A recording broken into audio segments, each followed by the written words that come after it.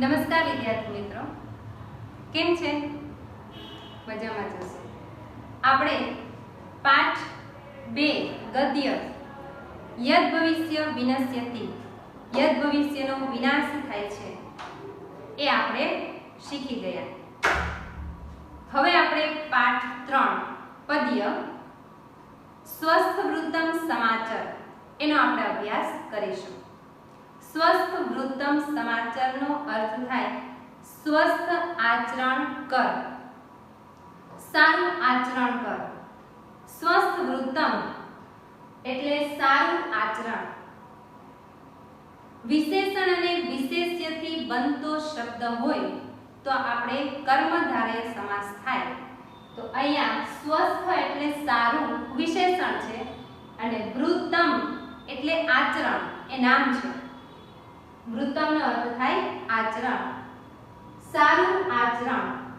વિશેષણ અને વિશેષ્યથી બનતો શબ્દ એટલે સ્વસ્થ વૃત્તમ કર્મધારય સમાસનો શબ્દ છે. સ્વસ્થ વૃત્તમ સમાચાર એ કાલિદાસ રચિત કુમાર સંભવના 5મા સર્ગની અંદર શંકર ભગવાન છે એક શ્લોક બોલે છે અને એ શ્લોકની છેલ્લી જે લીટી છે સુક્તિ, એના આધારિત આપણે આ પદ્યની અંદર 8 શ્લોક આપેલા છે. એમાંથી લીધેલું નથી. આપણે જે આ શ્લોક આવે છે એ કુમાર સંભવમાં એવા શ્લોક આવતા નથી, પણ એમાં જ્યારે પાર્વતીજી તપશ્ચર્યા કરવા માટે જાય છે અને શંકર ભગવાન એના તપની પરીક્ષા કરવા માટે જાય ત્યારે શંકર ભગવાન જ્યારે બોલવાની શરૂઆત કરે છે અને એમાં જે પહેલો શ્લોક બોલે છે અને એની જે છેલ્લી લીટી સુક્તિ છે એના આધારિત આપણને દિનચર્યાના 8 શ્લોક આપેલા છે. એ દિનચર્યાના 8 શ્લોક કે શરીર છે સ્વસ્થ હોવું જોઈએ એના આધારિત આપણને શ્લોક આપેલા છે. આ સુક્તિ આધારિત કે શરીરમ આદ્યમ ખલ્લુ ધર્મ સંધનમ, એટલે કે મનુષ્ય શરીર એ ધર્મના પાલનનું મુખ્ય સાધન છે. અહીં આ 8 શ્લોકની અંદર આરોગ્યની વાત કરી છે કે શરીર છે એ સ્વસ્થ હોવું જોઈએ. આમ પણ આપણે જાણીએ છીએ કે પહેલું સુખ તે જાતે નર્યા. જો શરીર સ્વસ્થ હોય તો જ આપણે બધું કાર્ય કરવા સમર્થ છીએ. એટલે અહીં શરીર સ્વસ્થ રહેવા માટેના આરોગ્યની વાત અને દિનચર્યાની. શરીર સ્વસ્થ ક્યારે રહે? જો આપણું દિનચર્યા છે સારી રીતે સમયસર પૂરું થતું હોય તો આપણું શરીર છે સ્વસ્થ બને છે. તો અહીં 8 શ્લોકની અંદર દિનચર્યાના, સારા વિચારોના, સજ્જનોની સંગતિના, દુર્જનોના સંગના ત્યાગના, વિદ્યા પ્રાપ્તિના, ગુરુજનો પ્રત્યે આદર અને સનાતન ધર્મ એ બધું જ આ 8 શ્લોકની અંદર આવરી લેવામાં આવ્યું છે અને શરીર સ્વસ્થ રાખવાની વાત કરી છે. આપણી પાસે ઘણું બધું હોય, ધન સંપત્તિ, ગાડી, બંગલા, પણ આપણું શરીર જ સ્વસ્થ ન હોય તો એ બધું જ નકામું છે. ગમે તેટલી સંપત્તિ હોય પણ એને વાપરવા માટે આપણું શરીર સ્વસ્થ ન હોય તો એ બધું જ નકામું છે. આપણે પ્રભુ ભક્તિ કરવી છે, ઈશ્વરનું સ્મરણ કરવું છે, પૂજા અર્ચના કરવી છે, પણ એ બધું કરવા માટે આપણું શરીર સ્વસ્થ ન હોય તો એ પણ આપણે એમાં મન લગાવીને કરી શકીએ નહીં. એટલા માટે ધર્મના પાલનનું મુખ્ય સાધન શરીર સ્વસ્થ રાખવું એ છે. જો શરીર સ્વસ્થ હશે તો આપણે બધું કાર્ય કરવા સમર્થ બનશું. તો આ 8 શ્લોકની અંદર શરીર સ્વસ્થ માટેના દિનચર્યાના શ્લોક આપેલા છે. ખાવું, પીવું, ઉઠવું, બેસવું, સજ્જનોની સંગતિ, એ બધું જ આ 8 શ્લોકની અંદર આવરી લીધું છે. કુમાર સંભવ કોણે રચેલું છે? તો કે કાલિદાસે. આપણે કર્તા કૃતિ આધારિત 2 માર્ક્સના જોડકા પૂછાય છે. તો કાલિદાસે 7 કૃતિઓની રચના કરી છે, પણ એમાંથી આપણે યાદ રાખવાનું છે કુમાર સંભવ. 7 કૃતિઓની અંદર એના 3 નાટકો છે: અભિજ્ઞાન શાકુંતલમ, માલવિકા અગ્નિમિત્રમ અને વિક્રમો વર્ષીય. કર્તા તમારે સમાજની અંદર પણ ઉપયોગી રહેશે. એટલે વિદ્યાર્થી મિત્રો એ યાદ રાખવા ખૂબ જરૂરી છે. આ 3 નાટકોની અંદર જર્મન કવિ ગેટને અભિજ્ઞાન શાકુંતલમ વાંચીને એટલો બધો આનંદ થયો કે એણે એ ગ્રંથ માથા પર મૂકી અને નાચવા લાગ્યો. તો કાલિદાસે જે આ ગ્રંથ લખેલા છે એ કેટલા રોચક, કેટલા આનંદ અપાવે તેવા હશે કે જર્મન કવિ ગેટ જેવા કવિએ પણ પોતાના માથે મૂકી અને નાચવા લાગે છે. 3 નાટકો અને 4 મહાકાવ્યોની રચના કરી છે. રઘુવંશ, મેઘદૂત, ઋતુસંહાર અને કુમાર સંભવ. કુમાર સંભવ જે મહાકાવ્ય છે એમાં કૃતિનું નામ કુમાર સંભવ શા માટે રાખવામાં આવ્યું છે તો કે એમાં કુમાર કાર્તિકેયના જન્મની વાત આવે છે, એટલા માટે કૃતિનું નામ કુમાર સંભવ એવું રાખવામાં આવે છે. કુમાર એટલે કુમાર કાર્તિકેય, એટલે કાર્તિકેયના જન્મની કથા છે એટલે કુમાર સંભવ એવું કૃતિનું નામ રાખેલું છે.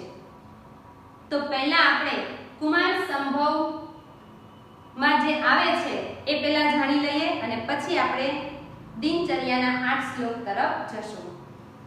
કુમાર સંભવ છે એ કાલિદાસે એવું કહેવાય છે કે શિવ પુરાણમાંથી લીધેલું હશે, કારણ કે એમાં શિવ પાર્વતીના વિવાહ, પાર્વતી તપશ્ચર્યા કરે છે એ, વસંત આગમન, કામદેવને જે ભસ્મ કરે છે એ, શિવ પાર્વતીના વિવાહ પછી કાર્તિકેયનો જન્મ, તારકાસુરનો વધ, એ બધું જ વર્ણન આ કુમાર સંભવની અંદર કરેલું છે. તો એમાં કશ્યપ ઋષિને 2 પત્નીઓ હોય છે. એકનું નામ હોય દિતિ અને બીજું નામ હોય અદિતિ. દિતિને જ્યાં જે કોઈ પુત્ર છે એને દેવ કહેવાય છે અને અદિતિના જે પુત્રો છે એને દાનવ કહેવાય છે. તો અદિતિનો એક પુત્ર જેને આપણે બધા ઓળખીએ છીએ હિરણ્યકશ્યપ, એ હિરણ્યકશ્યપનો વધ વિષ્ણુ ભગવાન ઋષિ અવતાર લઈને કરે છે. એનો વધ થતા અદિતિ છે એ ખૂબ દુખી થાય છે. એ દુખી થયેલી એ પોતાના પતિ કશ્યપની પાસે જાય છે અને એને એમ કહે છે કે મને એવા 2 પુત્રોનું વરદાન આપો કે જેને બ્રહ્મા, વિષ્ણુ, મહેશ પણ એને મારી ન શકે, કારણ કે હિરણ્યકશ્યપને વિષ્ણુ ભગવાને સંહાર કર્યો એટલે એ એવું વરદાન માંગી લે છે કે એ પુત્રોને બ્રહ્મા, વિષ્ણુ, મહેશ પણ ન મારી શકે એવા પુત્રની ઈચ્છા રાખું છું. એટલે કશ્યપ ઋષિ એને તથાસ્તુ એમ કહી અને આશીર્વાદ આપે છે. ફરી પાછા આદિતિ પોતાના આશ્રમ તરફ જતા રહે છે. થોડો સમય થાય એટલે એ એક પુત્રને જન્મ આપે છે અને એનું નામ હોય છે બ્રજાન. પણ એ એટલો બધો શિવનો મોટો ભક્ત હોય કે એને આ દેવો સાથે યુદ્ધ કરવું, પોતાના ભાઈ હિરણ્યકશ્યપને મારી નાખ્યો છે તો એના વધનો વેર ભાવ એને એવું કોઈ મનની અંદર હતું નહીં. એને ઇન્દ્રાસનનો મોહ પણ નહોતો. એને તો બસ શિવની તપસ્યા કરવી, શિવની આરાધના કરવી એમાં જ એને રસ હતો. પણ માતાના કહેવાથી એ ઇન્દ્ર પર ચડાઈ કરે છે, સ્વર્ગ પર ચડાઈ કરે છે. ત્યાં જઈ અને બધા દેવોને પોતાને આધીન કરી લે છે કે હવે હું જે રીતે તમને કહું એ રીતે તમારે રહેવાનું. એ બધા દેવોને પકડી અને પૃથ્વી પર લઈ આવે છે અને ઇન્દ્રાસન છે એ પોતે મેળવી લે છે. પણ એમને ઇન્દ્રાસનનો કોઈ મોહ નહોતો, એટલા માટે પોતે જ્યાં પૃથ્વી પર રહે છે ત્યાં જ ફરી પાછા આવે છે અને દેવોને પણ એ પૃથ્વી પર સાથે લઈ આવે છે. દેવો છે એના આધીન રહેવા લાગ્યા, પણ એ દેવોને મારતો નથી. એ રાક્ષસ જાતિનો હોવા છતાં પણ, દાનવ હોવા છતાં પણ એનામાં એટલી ક્રૂરતા નહોતી એટલે એ દેવોનો સંહાર નથી કરતો, પણ એને આધીન ત્યાં પૃથ્વી પર એની સાથે રાખે છે. થોડો સમય થાય એટલે સ્વર્ગ છે એ સાવ સૂનું પડી જાય છે. એટલે બ્રહ્માને એમ થયું કે આ તો દેવો વગર આ સ્વર્ગ તો સાવ સૂનું થઈ ગયું છે.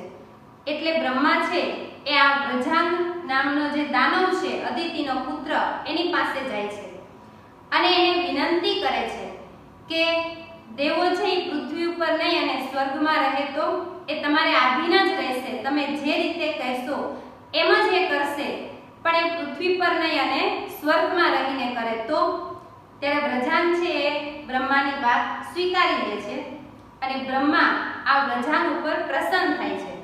એટલા માટે એક કન્યા ઉત્પન્ન કરે છે જેનું નામ હોય છે વારાંગી, અને એની સાથે એના વિવાહ કરાવે છે અને એવા આશીર્વાદ આપે છે કે તમારે ત્યાં જે પુત્રનો જન્મ થશે એને બ્રહ્મા, વિષ્ણુ, મહેશ કે કોઈ દેવો પણ એને મારી શકશે નહીં, એવું વરદાન એને જન્મ પહેલા આપી દે છે. થોડો સમય જાય એટલે આ વ્રજાંગ દાનવને ત્યાં એક પુત્રનો જન્મ થાય જેનું નામ હોય તારકાસુર. હવે વ્રજાંગ છે એ વ્રજાંગ દાનવ પોતાના પુત્ર મોટો થાય એટલે એને બધું સોંપી અને પોતે શિવની તપશ્ચર્યા કરવા માટે જતા રહે છે. હવે આ તારકાસુર છે એ ખૂબ જ ક્રૂર હતો, કોઈ ઉપર દયાભાવ એવું એને કાંઈ હતું નહીં. દેવો પર ચડાઈ કરે છે, સ્વર્ગ પણ લઈ લે છે. હવે એ બધા દેવો એનાથી કંટાળી અને બ્રહ્મા પાસે જાય છે. ત્યારે બ્રહ્મા એમ કહે છે કે મેં તો આ તારકાસુરને એના જન્મ પહેલા જ એવું વરદાન આપી દીધેલું કે એને બ્રહ્મા, વિષ્ણુ, મહેશ કે કોઈ દેવો પણ એને મારી શકશે નહીં.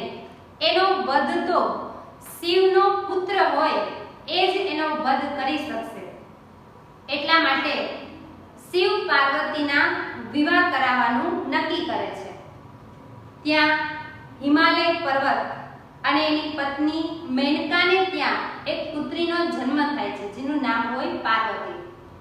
પર્વતરાજની પુત્રી હોવાથી એને પાર્વતી કહેવાય છે અને થોડી મોટી થાય એટલે એ શિવની તપશ્ચર્યા કરવા માટે જાય ત્યારે એની માતા એને રોકે છે કે તું ન જાય એમ, એટલે ઉમાનો અર્થ થાય કે તું રોકાઈ જા, તું તપ કરવા ન જા, એટલે એનું નામ પડે છે ઉમા.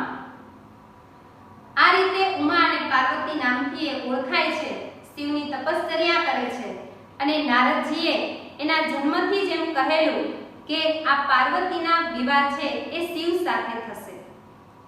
પાર્વતી જ્યારે મોટા થાય છે ત્યારે એના વિવાહ શિવ સાથે થાય છે. શિવ પાર્વતીના વિવાહ કરાવે છે બધા દેવો મળીને, કારણ કે શિવના પુત્રના હાથે તારકાસુરનો વધ થવાનો હતો. એના વિવાહ પછી અને વિવાહ માટે કામદેવને તૈયાર કરે છે કે શિવ છે એ વિવાહ કરવા માટે તૈયાર થાય, કારણ કે એ તો તપસ્વી હતા એટલે એને એમાં કામદેવનો સહારો લે છે. એમાં વચ્ચે કામદેવને ભસ્મ કરવાનો પણ પ્રસંગ આવે છે. કામદેવ ભસ્મ પ્રસંગ, રતિવિલાપ પ્રસંગ. રતિ છે એ કામદેવની પત્ની હોય. શંકર ભગવાન પોતાના ત્રીજા નેત્રમાંથી ક્રોધનો અગ્નિ કાઢી અને કામદેવને ભસ્મીભૂત કરે છે અને રતિ એની પત્ની છે વિલાપ કરે છે. ત્યારે શંકર ભગવાન એવું કહે છે કે કામદેવનો ફરી પાછો જન્મ પૃથ્વી પર મનુષ્ય દેહે થશે અને ત્યાં તમારું મિલન થશે. તો રતિ વિલાપ પ્રસંગ પણ એની અંદર આવરી લીધો છે. થોડો સમય જાય એટલે શિવ પાર્વતીના વિવાહ પછી થોડો સમય પછી એને ત્યાં એક પુત્રનો જન્મ થાય જેનું નામ રાખે છે કાર્તિકેય. અને કાર્તિકેય થોડા મોટા થાય એટલે પછી એ ઇન્દ્ર બધા દેવોના સેનાપતિ બની અને યુદ્ધ કરવા માટે જાય છે અને તારકાસુરનો સંહાર કરે છે. તો આ રીતે કુમાર સંભવની અંદર શિવ પાર્વતી વિવાહ અને છેલ્લે તારકાસુરના વધ સુધીનો બધો પ્રસંગ એની અંદર આવરી લેવામાં આવ્યો છે. આપણે અહીં જ્યારે પાર્વતીજી તપશ્ચર્યા કરવા માટે જાય છે અને શિવ ત્યાં એમની પરીક્ષા લેવા માટે જાય અને એ જે શ્લોક બોલે એ શ્લોકની છેલ્લી સુક્તિ જેમાં આવે છે શરીરમ આદ્યમ ખલ્લુ ધર્મ સંતનમ, એ સુક્તિને ધ્યાનમાં રાખી અને એના આધારિત આપણને દિનચર્યાના આ 8 શ્લોક આપેલા છે. આ જે 8 શ્લોક છે એ કુમાર સંભવમાં ક્યાંય આવતા નથી, પણ એના આધારિત આપણે અહીં કે શરીર સ્વસ્થ હશે મનુષ્યનું તો એ બધું કાર્ય કરવા માટે સમર્થ છે, એ બોધ આપવા માટે આપણે અહીં એ સુક્તિ આધારિત 8 શ્લોક આપેલા છે. તો વિદ્યાર્થી મિત્રો, હવે આપણે પહેલા શ્લોકથી એની શરૂઆત કરીએ. આ 8 શ્લોકની અંદરથી એક પણ શ્લોક શ્લોક પૂર્તિમાં પૂછાતો નથી કે આ પાઠમાંથી આ પદ્યમાંથી અર્થ વિસ્તાર પણ પૂછાતો નથી. આમનું ભાષાંતર અને પ્રશ્ન જવાબ આધારિત આની તૈયારી કરવાની છે. બાલ ઉત્તિષ્ઠ શય્યાતઃ, હે બાળક પથારી પરથી ઉઠ. બાલ એટલે હે બાળક, શય્યાતઃ પથારી પરથી, ઉત્તિષ્ઠ એટલે ઉઠ. હે બાળક પથારી પરથી ઉઠ. સવારથી ઉઠી અને જે કાંઈ દિનચર્યા આવે છે એની પહેલા વાત કરે છે કે હે બાળક પથારી પરથી ઉઠ. ઉત્તિષ્ઠ ઉઠવાની આજ્ઞા કરે છે એટલે ત્યાં આપણે કાળના પ્રત્યે શીખી ગયા છીએ તો આજ્ઞા મધ્યમ પુરુષ એકવચનની અંદર ડેશ છે. ડેશ એટલે કે ત્યાં કોઈ પ્રત્યય છે નહીં. એટલે અહીંયા પણ બાળકને ઉઠવાની આજ્ઞા કરવામાં આવે છે. તો ઉત્તિષ્ઠ એમાં તિષ્ઠ ઈ ધાતુ છે અને ઉત ઉપસર્ગ છે અને તિષ્ઠમાં છેલ્લે કોઈ પ્રત્યય છે નહીં. એટલે આ બનશે આજ્ઞા મધ્યમ પુરુષ એકવચન. એવી જ રીતે સમાચાર એમાં પણ છેલ્લે કોઈ પ્રત્યય છે નહીં. આજ્ઞા મધ્યમ પુરુષ એકવચન. આપણે શીખી ગયા કે મધ્યમ પુરુષ ક્યારે વપરાય તો કે બોલનાર વ્યક્તિ સામેવાળા વ્યક્તિને સાંભળનાર વ્યક્તિ માટે કંઈ બોલે ત્યારે મધ્યમ પુરુષનો ઉપયોગ થાય છે. એટલે અહીંયા સાંભળનાર વ્યક્તિ બાળક છે અને એક જ છે એટલા માટે આજ્ઞા મધ્યમ પુરુષ એકવચન ના પ્રત્યય એમાં છે નહીં એટલે એનું રૂપ અહીંયા આપેલું છે. આજ્ઞાના પ્રત્યયો છે આની, આવ, આમ, નથી. નથી એટલે કે ત્યાં કોઈ પ્રત્યય છે નહીં. નથી, તમ, ત, તું, તામ, અંતુ. તો એનું રૂપ બને છે આજ્ઞા મધ્યમ પુરુષ એકવચનનું. એવી જ રીતે સ્મર એ પણ આજ્ઞાત મધ્યમ પુરુષ એકવચન અને પીબ એ પણ આજ્ઞાત મધ્યમ પુરુષ એકવચન કારણ કે ત્યાં પાછળ કોઈ પ્રત્યય છે નહીં. પણ જો અહીંયા એમ લખાય કે પીબતું તો એ આજ્ઞાત મધ્યમ પુરુષ એકવચન કહેવાય. પણ ત્યાં પાછળ પ્રત્યય નથી એટલે એ મધ્યમ પુરુષ એકવચન કહેવાય. હે બાળક પથારી પરથી ઉઠ અને સ્વસ્થ વૃત્તમ સમાચાર. સ્વસ્થ વૃત્તમ એટલે સારું આચરણ. વૃત્તમ એટલે આચરણ. વૃત્તમનો અર્થ થાય આચરણ. સારું આચરણ. સમાચાર એટલે કર. સારું આચરણ કર. જગત વિધાતાર જગતના સર્જનહારને સ્મર. સ્મર એટલે યાદ કર. જગતના સર્જનહારને યાદ કર. તતઃ પછી શુદ્ધમ જલમ પીબ. શુદ્ધ પાણી પી. કેવું પાણી પી? શુદ્ધ પાણી પી. શુદ્ધ પાણી પીવું એનો અર્થ એવો કે આપણે ઉઠીને જે બ્રશ કરીએ છીએ, મોં સાફ કરીએ છીએ એ. પણ એ પહેલા શું કહ્યું છે? જગતના સર્જનહારને યાદ કરવાનું. કે સવારે જ્યારે આપણે ઉઠીએ ત્યારે ઉઠી અને પહેલા આપણા જે ઈષ્ટદેવ છે એને આપણે યાદ કરવા જોઈએ કે હે ઈશ્વર, આપણે જે રાત્રે સૂતા હોય તો રાત્રે આપણે જીવીએ છીએ, શ્વાસ લઈએ છીએ કે શું કરીએ છીએ એની આપણે કોઈ ખબર હોતી નથી. તો ઈશ્વરનો આભાર માનવાનો કે આપણે સવારે ઊભા કર્યા, જીવિત રાખ્યા. કારણ કે રાત્રે શું થાય છે એની આપણે કાંઈ ખબર હોતી નથી. એટલે ઈશ્વરનો આભાર વ્યક્ત કરવાનો અને એમ કહેવાનું કે આખો દિવસ દરમિયાન હું સારા કાર્ય કરું, સારા વિચારો કરું, સૌનું હિત ઈચ્છું એવી પ્રાર્થના કરી અને ઊભા થવું જોઈએ. એટલે શુદ્ધ પાણી પીએ પહેલા જ જગતના સર્જનહારને યાદ કરવા જોઈએ. સવારે ઉઠી અને ઈશ્વરનું સ્મરણ કરવું જોઈએ કે આપણને ઈશ્વરે સવારે ઉઠાડી અને આખા દિવસનું જે કાંઈ કાર્ય થાય એ મારા હાથે શુભ થાય એવી પ્રાર્થના કરવી જોઈએ. હે બાળક પથારી પરથી ઉઠ અને સ્વસ્થ આચરણ કર. જગતના સર્જનહારને યાદ કર પછી શુદ્ધ પાણી પી. ઘણાને એવી આદત હોય કે સવારે ઉઠી અને હાથના દર્શન કરી અને શ્લોક બોલતા હોય. કરાગ્રે વસતે લક્ષ્મી, કરમૂલે સરસ્વતી, કરમધ્યે તુ ગોવિંદે. એ શ્લોક બોલી અને ઈશ્વરને યાદ કરતા હોય. પણ આપણે જે ઈષ્ટદેવને માનતા હોય એ ઈષ્ટદેવનું સવારમાં ઉઠી અને સ્મરણ કરવું જોઈએ, એના દર્શન કરવા જોઈએ. અને ધરતી માતાને પણ પગે લાગવું જોઈએ, કારણ કે આખો દિવસ એ આપણો ભાર છે એ સહન કરે છે. બીજો શ્લોક છે સતમ પદાની નિષ્ક્રમ્ય. સતમ એટલે 100, સંખ્યા પૂરક ખાલી જગ્યાની અંદર પૂછાઈ શકે. ખાલી જગ્યા પદાની તો ખાલી જગ્યામાં આવે સતમ. આ જે 100 ની સંખ્યા છે એ હંમેશા નપુંસકલિંગ એકવચનમાં જ લખાય છે. નપુંસકલિંગ એકવચન એટલે વન શબ્દ છે એ નપુંસકલિંગ છે.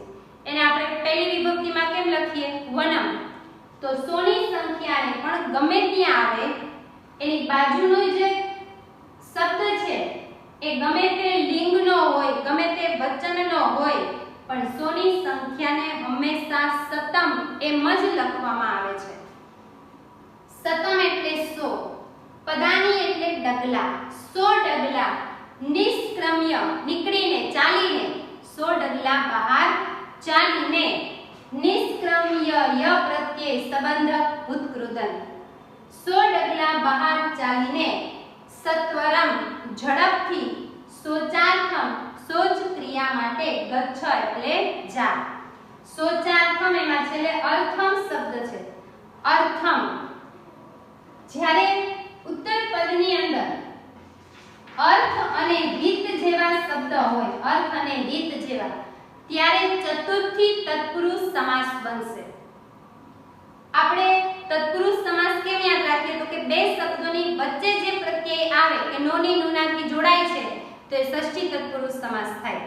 એમ ચતુર્થી તત્પુરુષ સમાસની અંદર બે શબ્દોને વચ્ચે માટે પ્રત્યયથી જોડવામાં આવે અથવા તો ઉત્તર પદની અંદર અર્થ અને હિત જેવા શબ્દ હોય ત્યારે ચતુર્થી તત્પુરુષ સમાસ થાય.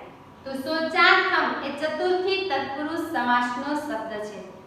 પુસ્તકની અંદર આપણે જે સમાસ આપેલા છે એમાં તમારે શૌચાર્થમ તૃતીય તત્પુરુષ સમાસ આપેલો હશે, પણ નિયમ આધારિત જોઈએ તો અર્થ શબ્દ છે તો ચતુર્થી તત્પુરુષ સમાસ પણ થાય. તો વિદ્યાર્થી મિત્રો, જ્યારે પણ પરીક્ષામાં પૂછાય તો ચતુર્થી તત્પુરુષ સમાસ લખવો. અને કદાચ જો તૃતીય તત્પુરુષ સમાસ લખાયેલો હશે તો પણ એ ખોટું પાડી ન શકે, કારણ કે પુસ્તકની અંદર આપેલો છે એટલા માટે એને સાચું જ પાડવું પડે. પણ નિયમ આધારિત જોઈએ તો અર્થ છે એ ચતુર્થી તત્પુરુષ સમાસમાં જ આવે. 100 ડગલા બહાર ચાલીને ઝડપથી શૌચ ક્રિયા માટે જા. ગચ્છ એટલે જા. આમાં પણ આજ્ઞા મધ્યમ પુરુષ એકવચન. ગચ્છ છેલ્લે કોઈ પ્રત્યય છે નહીં. ફેનિલેનો. ફેનિલ એટલે સાબુ. સાબુ વડે કરો. મૂળ શબ્દ છે કરહ. કરહ એટલે હાથ. કરહ એટલે હાથ, પણ એક જ હાથ. રામઃ રામો રામઃ.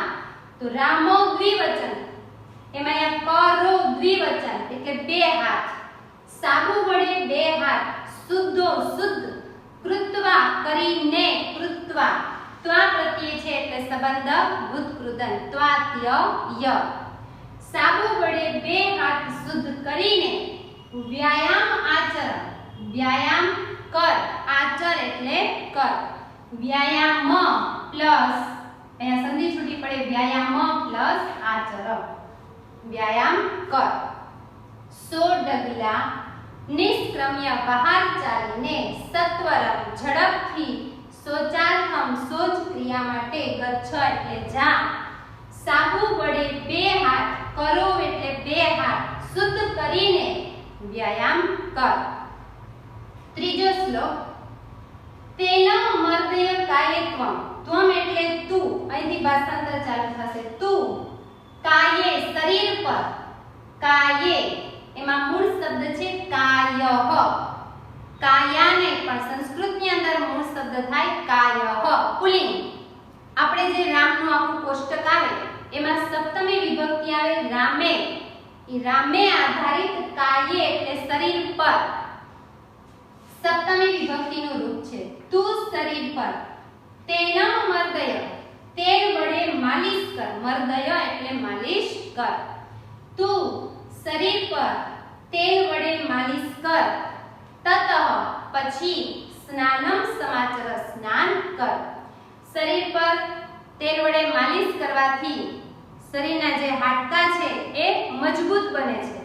ઘણાને એવું હોય કે પડે એટલે તરત હાડકું છે તૂટી જાય, ભાંગી જાય, પણ જો તેલથી માલિશ કરેલું હોય તો શરીરના હાડકાં છે એ મજબૂત બને છે. પણ એ માલિશ ક્યારે? તો કે શિયાળામાં. તું શરીર પર તેલ વડે માલિશ કર, પછી સ્નાન કર. યથા વિધિ જલેન એવ વસ્ત્રમ. પાણી વડે જલે ન, તૃતીયા વિભક્તિનો રૂપ છે. મૂળ શબ્દ છે જલ. રામેણ પ્રમાણે જલે ન, પાણી વડે. યથા વિધિ, વિધિપૂર્વક. પાણી વડે વિધિપૂર્વક. સ્વયં એટલે પોતાના. પાણી વડે વિધિપૂર્વક પોતાના વસ્ત્રમ, વસ્ત્રને. પ્રધાવય એટલે બરાબર ધો. અહીં જાતે જ બધું કામ કરવાનું પણ કીધું છે કે પોતાના વસ્ત્ર છે એ શુદ્ધ પાણી વડે વિધિપૂર્વક. વિધિપૂર્વક એટલા માટે કે કપડા ધોવામાં પહેલા આપણે ધોકાવી નાખીએ અને પછી સાબુ લગાવીએ તો ન ચાલે, એટલે કહ્યું છે વિધિપૂર્વક, ક્રમ બાય ક્રમ, કે વિધિપૂર્વક પોતાના વસ્ત્રને બરાબર ધો. જલેનેવ, પાણી વડે. યથા વિધિ, વિધિપૂર્વક. સ્વયં, પોતાના. વસ્ત્રમ, વસ્ત્રને. પ્રધાવય એટલે બરાબર ધો. યથા વિધિ. વિદ્યાર્થી મિત્રો, આપણે પાઠ 2 ની અંદર યથા વાળા શબ્દો 2 આવી ગયા. યથા કાર્યમ અને યથા શક્તિ. ત્યારે આપણે અવ્યયભાવ સમાસ જાણી ગયા છીએ કે પૂર્વપદની અંદર યથા પ્રતિ અને સ જેવા શબ્દ હોય. યથા પ્રતિ અને સ જેવા શબ્દ હોય, અવ્યય હોય અને આખું શબ્દ છે એ અવ્યય પર આધારિત હોય ત્યારે એને અવ્યયભાવ સમાસ કહેવાય. તો યથાવિધિ અવ્યયભાવ સમાસનો શબ્દ છે. સ્વસ્થ વૃત્તમ, સારું આચરણ, કર્મધારય સમાસ. જગત વિધાતારમ, જગતના સર્જનહાર. જગતના સર્જનહાર વચ્ચે ના પ્રત્યયથી 2 શબ્દો જોડાય છે, ષષ્ઠી તત્પુરુષ સમાસ. શોચાર્થમ, છેલ્લે અર્થમ આપેલું છે એટલે અર્થ ને હિત છેલ્લે હોય ત્યારે ચતુર્થી તત્પુરુષ સમાસ. એને યથાવિધિ અવ્યયભાવ સમાસ. ત્રણેય શ્લોકનું એક વખત ભાષાંતર જોઈ લઈએ. હે બાળક, પથારી પરથી ઉઠ, સ્વસ્થ આચરણ કર. જગતના સર્જનહારને યાદ કર, પછી શુદ્ધ પાણી પી. 100 ડગલા બહાર ચાલીને ઝડપથી સ્વતરમ એટલે ઝડપથી શૌચ ક્રિયા માટે જા. સાબુ વડે 2 હાથ શુદ્ધ કરીને, કરો એટલે 2 હાથ, શુદ્ધો કૃત્વા શુદ્ધ કરીને વ્યાયામ આચર, વ્યાયામ કર. તું શરીર પર તેલ વડે માલિશ કર, પછી સ્નાન કર. પાણી વડે વિધિપૂર્વક પોતાના, સ્વયં એટલે પોતાના, વસ્ત્રમ, વસ્ત્રને. પ્રધાવય એટલે બરાબર ધો. તો વિદ્યાર્થી મિત્રો, આ જે ભાષાંતર છે તમારી નોટબુકમાં લખી અને શબ્દસહ ભાષાંતર તૈયાર કરી સમાસ, કાળના રૂપ, વિભક્તિના રૂપ અને કૃદંતના રૂપો એ પણ સાથે તૈયાર કરતા જવા. તો આટલું જ. હવે પછીના જે શ્લોક છે એ આપણે આના પછીના પીરિયડની અંદર જોશું. અસ્તુ. જય હિન્દ.